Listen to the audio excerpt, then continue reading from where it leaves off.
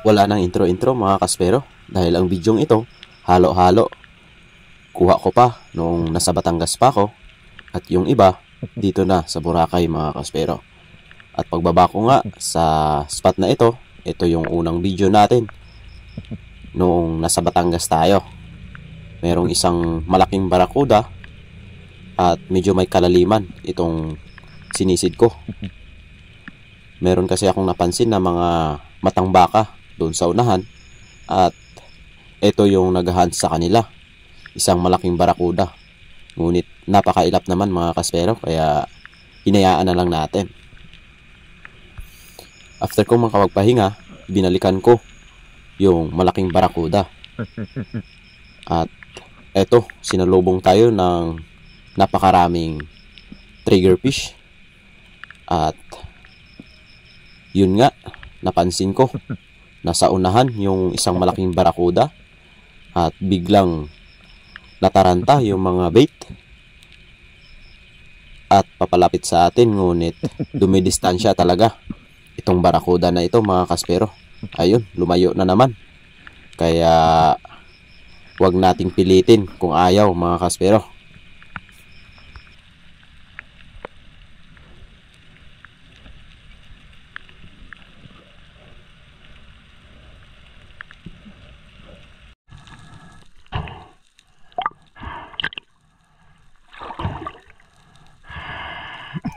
Nag-move tayo sa unahan na part at ginamit natin yung pana ni Master Ryan. Dahil bago yung rubber, kailangan bago yung first blood. Kaya eto, ginamit ko na at pinuntahan ko yung spot kung saan nakakapana ako ng mga king mackerel, trevally, and cobia. Yung lalim ng spot na pinapanaan kong ito, nasa 19 hanggang 24 meters. Dito ako nag-a-ambush dahil dito madalas dumadaan yung trevally at saka king mackerel. Kung napapanood nyo sa mga previous video ko nung nasa Batangas, yung mga king mackerel na napapana ko, dito lang yan sa spot na ito mga kaspero. Dahil napakasagana yung spot na to. At pagkarating ko nga dito sa baba, sinalubong ako ng mga grupo ng triggerfish ulit. At hindi pa ako nakakalapag, meron na agad akong napansin na malaki sa taas ko. Kaya dinali-dali kong inikutan at tiningnan kung ano yun mga kaspero. At eto nga, isang tanigi o king mackerel, kaya pinana ko na. Buti nga lang, napakaamo ng isdang ito kaya ayun, na-spine shot natin. Ang ganda ng pagkatama natin dito mga kaspero. At ito yung first blood ng rubber ni Bro Ryan.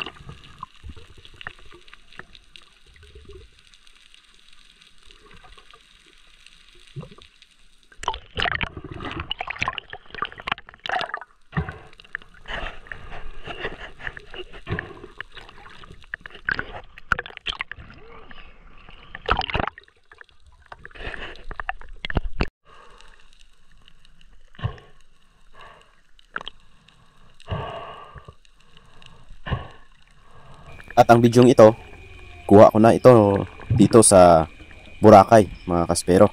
Bali yung video natin sa Batangas, 3 video lang. At itong spot na papanaan natin, ito yung spot kung saan napakaraming Big Eye Trevally. Meron akong upload nun yung Thousands of Trevally, yung title. At pinalikan ko, eto, sobrang dami nila mga kaspero. Ayan kung nakikita nyo, nasa baba. Grabe. Hindi pa rin sila nawawala dito sa spot. Talagang mahirap lang puntahan itong spot dahil napakalalim. Halos hindi maabot yung ilalim, ngunit yung isda, grabe.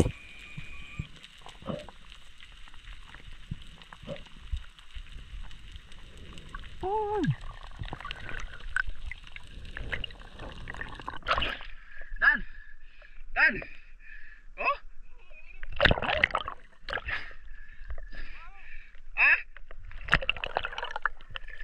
Tinuro ko nga sa kanila mga kaspero yung napakaraming trevally, ngunit sumisigaw din sila na meron daw na isang wahoo. At yun nga, nakita ko, hinahabol nila, kaya hinahabol ko na rin. Grabe yung habulan namin dito sa wahoo na ito dahil malaki na rin ito. Ito sana yung binamano natin, ngunit grabe, ang bilis niya mga kaspero, halos hindi namin maabot. Kaya umahon na ako at nung pag-ahon ko, sumama pataas. At ito yung nangyari. Yun. Nung pag-dive ko, nakalabit ko agad yung trigger kaya hindi tinamaan.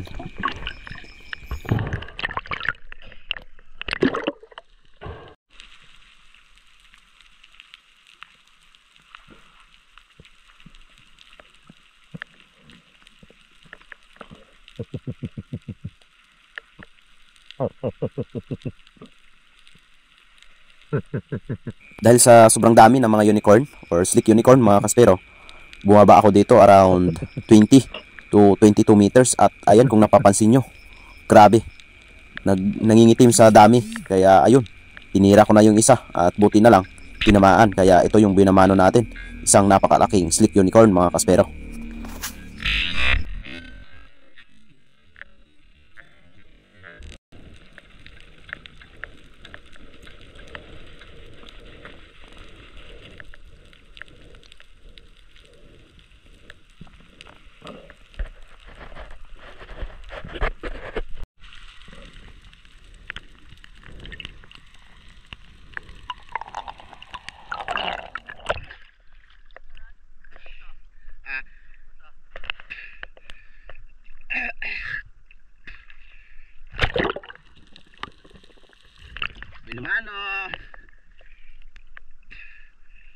Binumano. Dami elektos talo bro dan. Lap do ko pukop senda.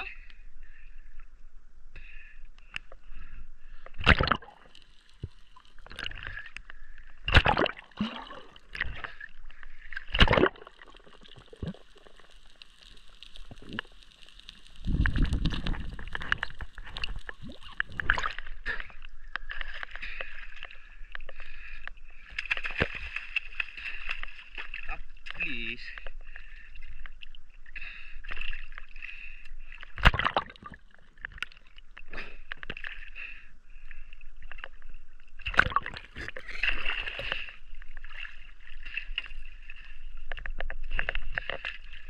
At ito yung hindi ko inaasahan.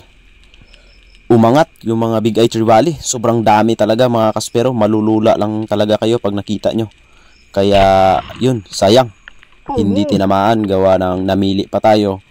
Gusto kong mag double kill. Ang problema, 0 kill. Sayang.